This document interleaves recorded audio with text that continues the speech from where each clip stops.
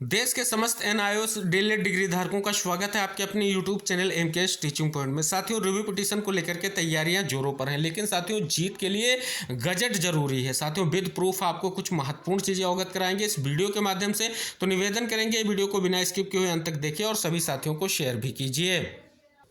साथियों, बात करें तो सुप्रीम कोर्ट का जो जजमेंट है उसका पॉइंट नंबर 41 अगर आप देखेंगे तो स्पष्ट किया गया है। जो हाई कोर्ट का आदेश था, आप पटना हाई कोर्ट की बात करेंगे या आप बात कर लें उत्तराखंड हाई कोर्ट की, सभी आदेशों को इसलिए सुप्रीम कोर्ट ने नकारा है क्योंकि इन हाई कोर्ट ने स्पष्ट रूप से बिना किसी मानक या मान्यता के स्पष्ट करते हुए लिख दिया कि 18 माह का कोर्स 2 माह के कोर्स के बराबर है। तो जब एनसीटी की तरफ से स्पष्ट रूप से ऐसी कोई भी जो है गजट कहे नहीं है तो क्यों आपने ऐसा कर दिया, इसलिए जो है सुप्रीम कोर्ट ने इस आदेश को खारिज करते हुए आदेश जारी कर दिया कि जो एनआईएस के माध्यम से डीएलएड प्रशिक्षण प्राप्त अभ्यर्थी उनको बाहर किया जाएगा। हालांकि उसके आदेश में अगर सुप्रीम कोर्ट के हम देखें तो स्पष्ट किया गया है कि एक्सपर्ट बॉडी एनसीटी ही है, लेकिन एनसीटी की तरफ से जो है 22 सितंबर 2017 को जो एमएचआरडी ने स्पष्ट रूप से एक निर्देश दिया, उसके हिसाब से जो एक मान्यता पत्र जारी किया गया उसके आधार से तो आपने कर दिया। लेकिन आपके लिए एक सबसे बड़ी बात यह है कि आप इससे पहले ही तय कर चुके हैं, जो आप सभी साथी यहां पर देख सकते हैं। पॉइंट नंबर 42 में लिखा गया है कि आपने 23 अगस्त 2010 और 29 जुलाई 2011 को एनसीटी ने जो है मिनिमम क्वालिफिकेशन तय कर रखी है और उसके बाद आपने 22 सितंबर 2017 को ये आपने वन सर्विस यानी कहीं ना कहीं इन सर्विस टीचर्स के लिए सिंगल विंडो पर आपने ये कार्य कर दिया, यानी स्पष्ट रूप से इनको जो है प्रशिक्षण प्रदान करने के लिए कर दिया। लेकिन ये इस समय क्यों अप्लाई नहीं होगा, ये इसलिए स्पष्ट कर दिया गया है कि एनसीटी जो है मिनिमम क्वालिफिकेशन तय कर सकती है, कभी भी इनको ऊपर नीचे कर सकती है, लेकिन सीधी तौर पर बात है कि वो लीगल प्रोसेस से करेगी। उसके लिए स्पष्ट रूप से कोई ना कोई गजट होगा, कोई ना कोई चीजें होंगी, उस आधार से करेगी। और साथियों, इसलिए गजट महत्वपूर्ण होता है। और साथियों, आपको अवगत करा दें 23 अगस्त 2010 और 29 जुलाई 2011 जो एनसीटी ने मिनिमम क्वालिफिकेशन तय किया है उसके बारे में अगर देखें तो गजट में स्पष्ट लिखा गया है कि न्यूनतम योग्यता जो होगी आपकी जो वो 50% अंकों के साथ उच्चतर माध्यमिक एवं प्रारंभिक शिक्षा शास्त्र में 2 वर्षीय डिप्लोमा होगा। और वहां पर आपने 18 माह का डिप्लोमा किस प्रकार से 2 वर्षीय डिप्लोमा के बराबर कर दिया, ये सबसे बड़ा पॉइंट निकल कर सामने आ रहा है। दूसरी बात साथियों, ये तो आपके लिए सबसे बड़ी बात हो गई। इसमें भी आप सभी साथी देख सकते हैं, जिस भी चीज को लेकर के आप देखेंगे 50% अंकों के साथ और उसमें स्पष्ट कर दिया गया है। देखें तो आपका 2 वर्षीय डिप्लोमा विशेष शिक्षा का भी मान्य होगा, 4 वर्षीय प्रारंभिक शिक्षा स्नातक शास्त्र बीएलएड मान्य होगा।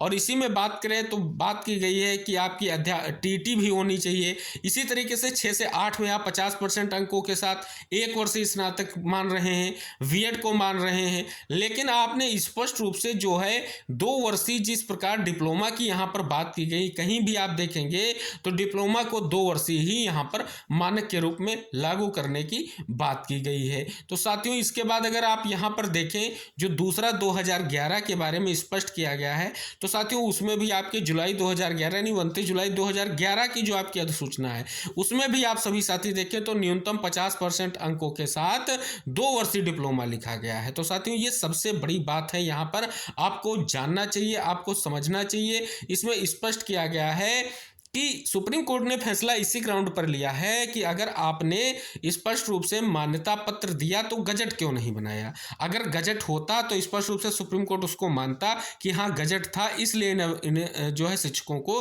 प्रशिक्षण देने के बाद इनको आगे बढ़ाया जाए। और साथियों, उनका सीधा सा मानना है 12 लाख प्लस अभ्यर्थी जो कहीं ना कहीं प्रशिक्षण प्राप्त किए हैं, ये आर्डर में मेंशन किया गया है। और इसके लिए सुप्रीम कोर्ट ने कहीं ना कहीं जो है अपनी वो स्थिति प्रकट की है। सुप्रीम कोर्ट कह रहा है कि जो आर्डर में स्पष्ट किया गया, सुप्रीम कोर्ट चाह रहा है कि इनके साथ स्पष्ट रूप से अगर चीजें स्पष्ट हो रही होती, एनसीटी के रेगुलेशन स्पष्ट हुए होते तो कहीं ना कहीं ये सर्विस से बाहर नहीं होते और स्पष्ट रूप से ऐसा जजमेंट नहीं आता। तो साथियों, रिव्यू पिटीशन आप लोग दायर करें उससे पहले आपके लिए गजट बहुत जरूरी है, क्योंकि सुप्रीम कोर्ट में जब आप रिव्यू पिटीशन के माध्यम से जाएंगे तो बेंच आपकी वो सुने या 5 जजों की संवैधानिक बेंच सुने, कोई भी मैटर सुनेगा, लेकिन उसके लिए आपके पास एविडेंस होने चाहिए। और मान्यता पत्र को जब तक गजट नहीं बनाया जाएगा उस एविडेंस को सुप्रीम कोर्ट स्वीकार नहीं करेगा, क्योंकि यहाँ पर सुप्रीम कोर्ट ने आदेश को खारिज कर दिया है। और एक बात ये भी आपको अवगत करा दे, स्पष्ट रूप से सुप्रीम कोर्ट में ही एक सुनवाई के दौरान जो है स्पष्ट रूप से टिप्पणी की गई थी जो नागरत्ना मैम है उनके माध्यम से, और उन्होंने कह दिया था कि सुप्रीम कोर्ट की प्रत्येक बेंच सुप्रीम कोर्ट है, तो वो चाहे आपकी किसी भी बेंच में मैटर सुना जाए वो सुप्रीम कोर्ट ही होगा। और साथियों, रिव्यू के माध्यम से आप जा रहे हैं तो तथ्यों के साथ जाएं। जल्दबाजी में अगर आप रिव्यू लेकर के जाएंगे तो फिर से आपका रिव्यू रिजेक्ट हो सकता है। एविडेंस होगा तभी आपका रिव्यू मान्य होगा। इसीलिए नंदन बोहरा सर ने स्पष्ट रूप से ये प्रयास बहुत अच्छे समय पर किया है कि जिस प्रकार वो मान्यता पत्र जो 22 तारीख 2017 का जो मान्यता पत्र है एनसीटी का, उसको स्पष्ट रूप से गजट बनाया जाए। इसके लिए साथियों शिक्षा मंत्रालय, केंद्रीय शिक्षा मंत्रालय तक बात पहुंच चुकी है, मेल भी पहुंच चुका है। लेकिन साथियों, गजट सबसे पहले आपको प्रयास करना है कि इसको गजट में तब्दील किया जाए।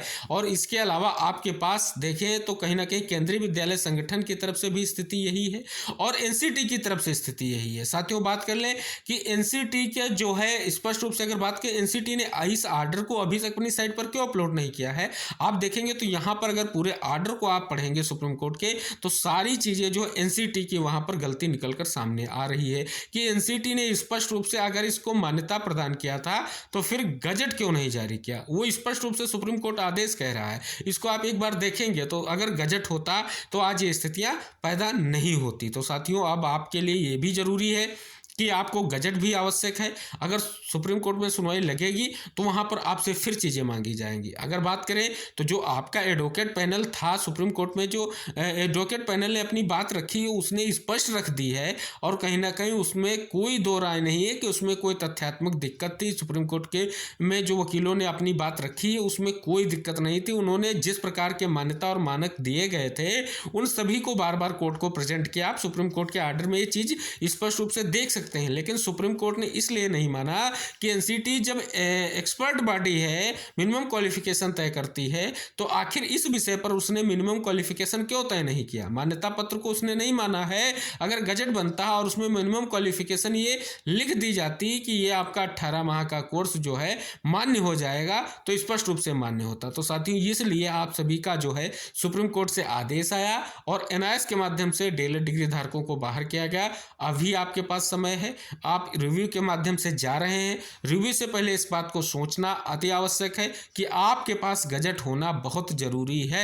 अगर आप सुप्रीम कोर्ट के आदेश को एक बार जरूर पढ़ ले और उसमें देख ले कि 18 माह का बार बार जिक्र इसीलिए किया गया है कि एनसीटी से यही बात की गई है, बार बार उन दोनों नोटिफिकेशन की बात की गई है और बार बार ये चीज स्पष्ट की गई है। अगर ऐसे मानक तय किए गए थे तो उनके लिए गजट क्यों नहीं दिया गया था।